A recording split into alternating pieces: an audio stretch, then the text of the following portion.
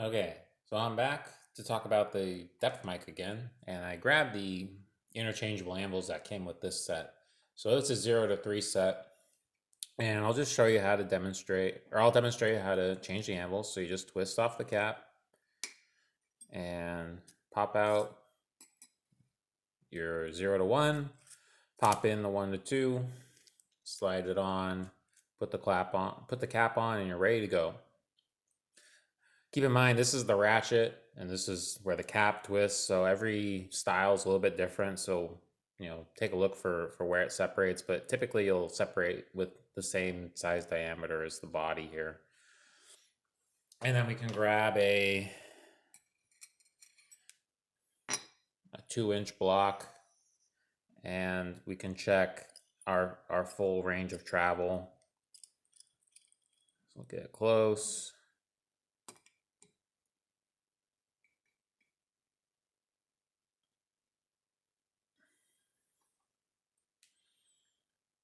And what do you know? There's a little bit of error there. So, hold on. Seems to like the white background when I do this.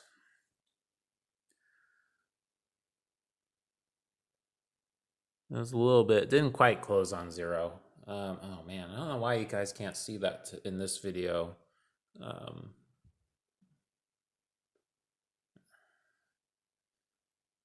But you can see it very clearly on this camera, so I apologize for that.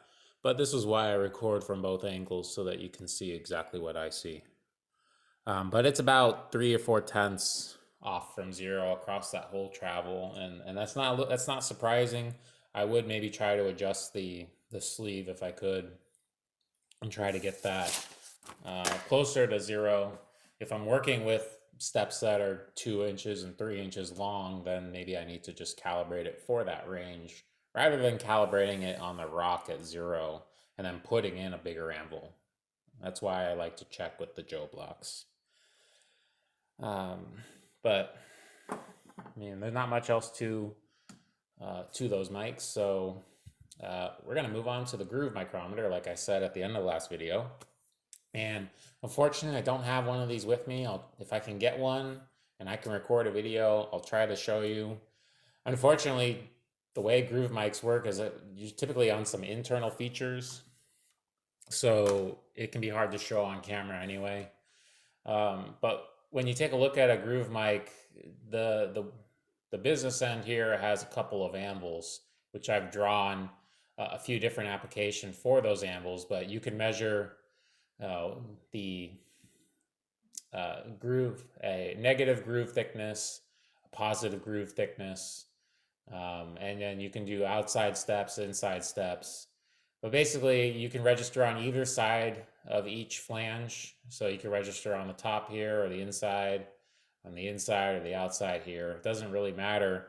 And a typical, if I were pretending this were a groove micrometer, and when you look at your scale, you're gonna have 2 scales. You're gonna have a scale for the anvils that register on the outside, and a scale for the anvils that register on the inside. So you have to be really careful, because it basically, the scale is accounting for how thick the anvils are, and it's offsetting the 2 scales by that thickness. So you got to be really careful. There will be a diagram that basically will say, 2 arrows will say, okay, I'm measuring from the inside anvils, or 2 arrows will say, okay, we're measuring from the outside anvils. And how you use this, you can measure internal grooves. So sometimes O-rings will have a very specific thickness for the O-ring. Snap rings or lubrication rings. The groove micrometer itself will not measure the diameter of these grooves. You'll need other tools for that, which we've talked about in some other videos. But this is just talking about the thickness of the groove or the flange. Some weaknesses: you are registering on some small surfaces, not just the anvils themselves can be pretty small, but also the part flanges and rings tend to be very small as well. So you gotta be really careful to get perpendicular and flat contact on your grooves. You gotta hold it straight and parallel to the hole that you're measuring the groove on. Um, there are multiple scales, as I mentioned, so try not to confuse yourself. The calibration for all measurement methods is a requirement. So, you can imagine you're using the inside jaws a lot. They wear a lot. The outside jaws don't wear. Well, you need to calibrate both sets of jaws, just like with a caliper, which has multiple applications for its different jaws that it can measure with. It's no difference for a groove micrometer. And that ratchet touch, it's going to be different. Feeling it, it's going to take a lot of practice to get your feel down. And I don't rely on the ratchet at all because I feel like I always get false readings as I try to get everything perpendicular and parallel. So I think this is a good place to work on touch feel instead of using the ratchet. And as I said, you have some different methods that you can use. I do want to point out, the groove micrometer is set up for measurements with the inside jaws and the outside jaws. They're not typically set up where you use the outside jaw of one and the inside jaw of another, although many prints sometimes are set up this way. So you can do a direct reading with this method. Hold on, let me keep fixing the pointer so that's visible. So you can get a direct reading from, inside jaw here, outside jaw here. But the trick is your scale, your direct, it's not going to be a direct reading here. It's going to be a direct measurement, but you're going to have to adjust for the thickness of basically one of these anvils. So the two scales are either accounting for both thicknesses here or no thicknesses here, right? The thickness of the anvil is not involved on this measurement, and the thickness of the anvil is involved on both anvils on this measurement. But for this one, there's only one thickness involved here. There's no thicknesses here. So you're going to have to measure one of your anvils and do a little shop math. So it's up to you how you want to handle it. It depends on how your print is set up and how complicated things are. But if you can physically do it, it's kind of like working with a depth mic. It's kind of like working with a depth mic, but with a disc at the end. So you're just not going to get a direct reading. And just be careful when you go to do it. If you haven't done it a lot, you're doing it for the first time, be really careful about your readings and your shop math and try to verify. You may be able to verify some of these checks using I don't have one here, but using a drop gauge. You can set up your part vertical, get a drop gauge with an angled tip. Your angled tip could potentially measure some of these distances as well and clear the rest of the part.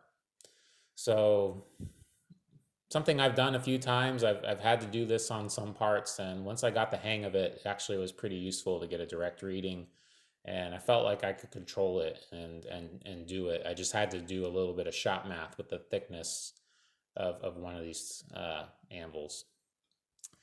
So if I can get my hands on one, I'll record a video demonstrating it, but once again, it's kind of a difficult video to show you. The outside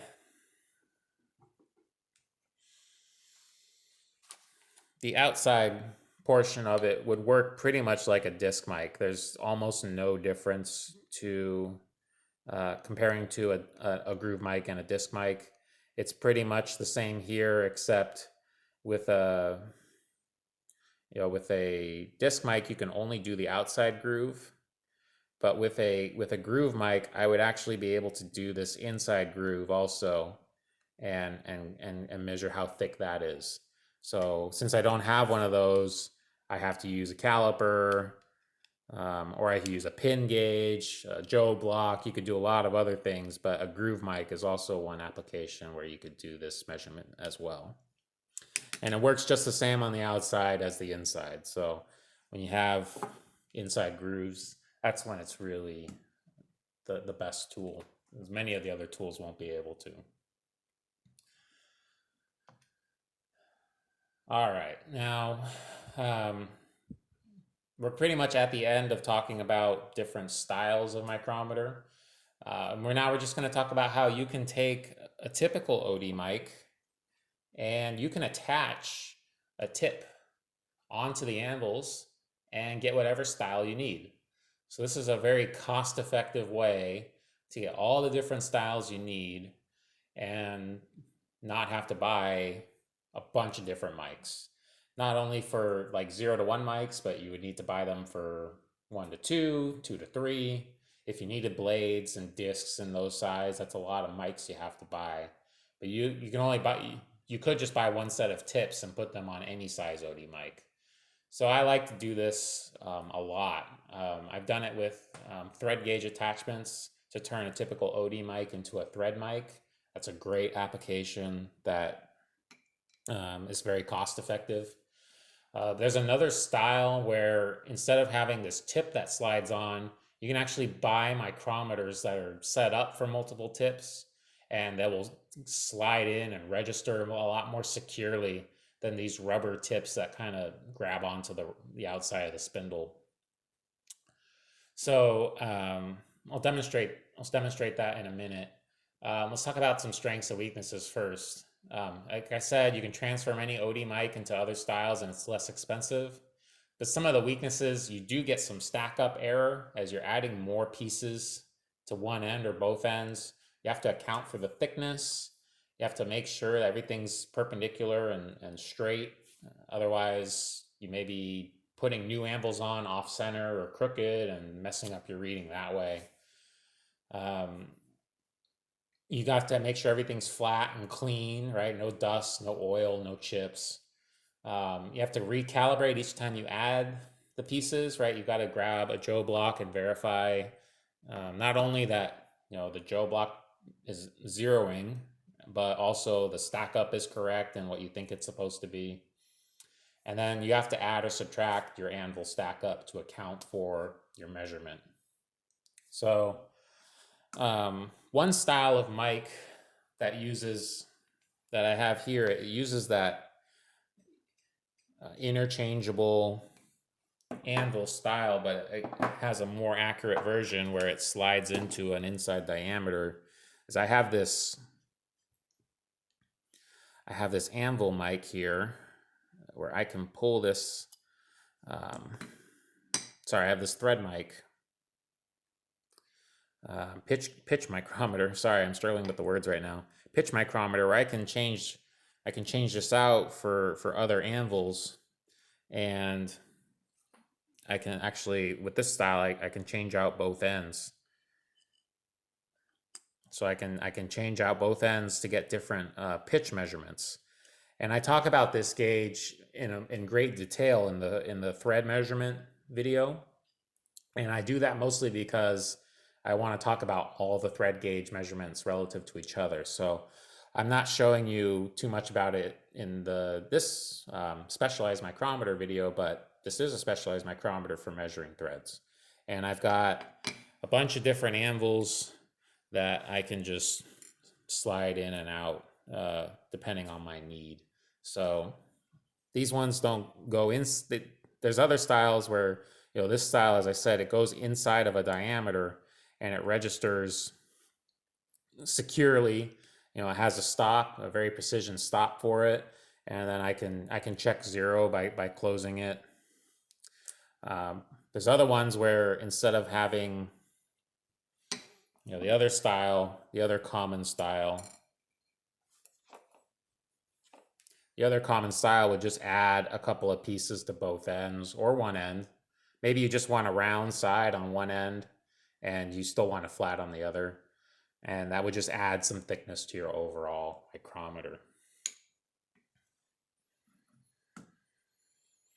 But I recommend you have a set of these because you never know when you're going to need it, and you may not have the right size mic, the right style mic. But if you have an OD mic, you can transform it into what you need. So very handy. Now we're going to talk about accuracy in general for all of these gauges. They all, as I kind of demonstrated on each one, they have their own calibration and accuracy specifics, but in general, it's pretty close to an OD mic because it is a micrometer and not a caliper or a scale or any other version. It's, typically um, close to an OD mic, but also typically a little bit more error. So take a look at your manufacturer specs to be sure. And then the more complicated it becomes with interchangeable tips and accessories and shapes of tips, the larger the error is going to be. And the last one there, it is size dependent. So if you're working with larger and larger and larger mics in different styles, whether it's a depth mic anvil getting larger, or a blade mic getting larger and larger and having blades, well, you're going to get more error as it grows as well. For calibration, each gauge will have the different anvils to calibrate, but you follow pretty much the same procedure. You saw me use Joe blocks. You saw me close it at 0 and hold it up to the light and check for an issue as well to look for wear. And then check each assembly. So whenever you change out the tips, you change out the anvils, double check that 0 remain, because in practice it usually, well, not usually, but often does not maintain the same 0 it had with the other anvil. And that's just due to the nature of moving parts and different wear patterns that can happen. So keep an eye out for that. When it comes to handling and cleaning them, it's pretty much the same as OD mics. Keep your anvils clean.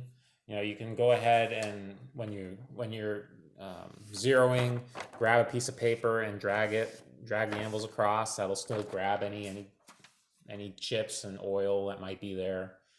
You need to develop the right feel. Each gauge will have a different feel. Won't feel like the OD mic because of the different shapes of the anvils.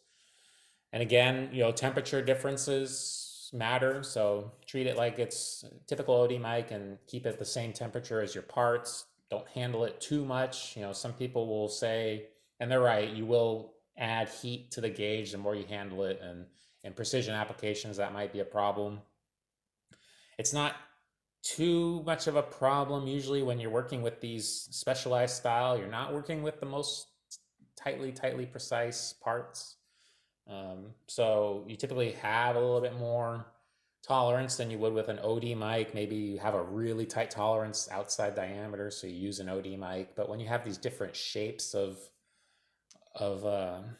parts, as the complexity of the shape develops, you usually get a little more error, a little more tolerance. So that next one, verify the anvils are registered correctly. That's always true. You go ahead and clean them with a light solvent. Don't use a compressed air, but just rub them down with a nice light solvent. And feel free to disassemble them when they feel like they might be tight. Disassemble, put a couple drops of spindle oil in whichever micrometer you're working with, and give it a little bit of lubrication.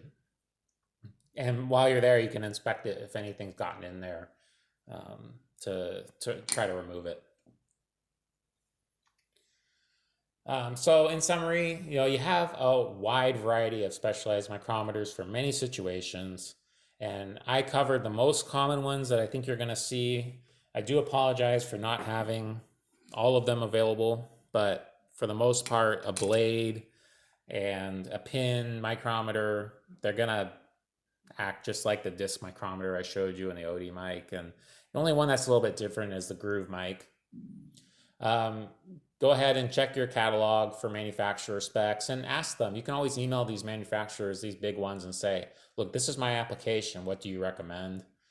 Sometimes they can make something. I've actually asked in the past, I've said, hey, I need a multi-anvil micrometer, and all of your multi-anvil micrometers have like a flat end for the moving spindle, and I want a round end. And they were able to, we were able to work something out. I got 2 round ends meeting, which is what I needed for that application. So feel free to study those catalogs and contact those manufacturers. You do get to maintain that micrometer accuracy, although and resolution, although it's typically a little bit more error, and you don't always have the 10th vernier scale. Like this depth mic didn't have a 10th vernier scale. This, let's see, this disc mic did not. This tube micrometer did, so you'll get it sometimes you won't. Yeah, it's the fourth bullet point. And then last one, I like to emphasize practice is necessary for all of these to measure and get accurate results. So the first time you use them, try to verify with something else if you can, and practice your measurement, practice your pressure and your feel. So thank you guys for watching this video. I hope you learned something. I do want to thank the Laney Machine Shop in, the Laney Machine Technology Program, Community College in Oakland, California. I'm using one of these parts that they're letting me use and to demonstrate some of these tools. And they have a great program there for manual machining and CNC machining and metrology, which is what we're talking about in these videos.